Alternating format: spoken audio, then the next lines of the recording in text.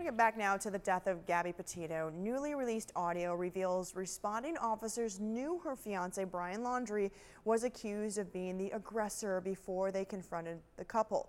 Take a listen to the dispatch recording. The female who got hit, they both, the male and the female, both got into the van and headed north. RP states a male hit a female domestic. He got into a white Ford Transit van, has a black ladder on the back.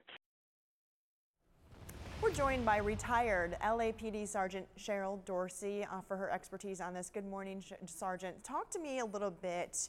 I guess before we even get to that point, I have some questions for you, but I do want to remind people of the video we saw as police questioned Gabby Petito. I want to play that clip.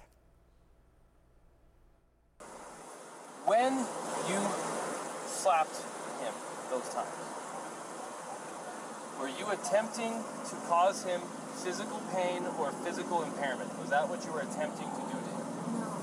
What were you attempting to do? What was the reason behind the slapping and stuff? What was it you were attempting to accomplish by slapping? I was trying to get him to stop telling me to calm down. Sergeant Dorsey, I want to talk to you about the officers and how they handled this dispute. What is your take on that? Well, you know, I've said from day one that they mishandled this whole domestic violence incident. First of all, you always want to separate the victim, the female, from the male. You want to separate the parties. You want to interview them separately. And it's not uncommon in a domestic violence situation, if you're in the midst of that cycle, for the victim, the female, Gabby in this case, to minimize and mitigate what it is that she did. And it's not uncommon for police officers to threaten those participants with arrest. Who wants to go to jail? You're traveling across country, and if there's a likelihood that anything you say and or admit to might put you in jail, of course you're going to deny it. And we know that this is problematic.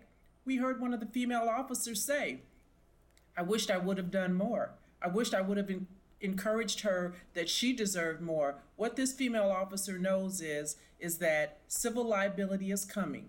She knows it, the police chief, the mayor, and ultimately the city council. They'll be writing that check to this family for the unnecessary death of their daughter.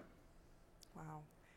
Could there be any type of explanation here for why officers, obviously in the dispatch, they were told that Laundrie was the aggressor, yet treating Petito as the aggressor? Is there any explanation for this?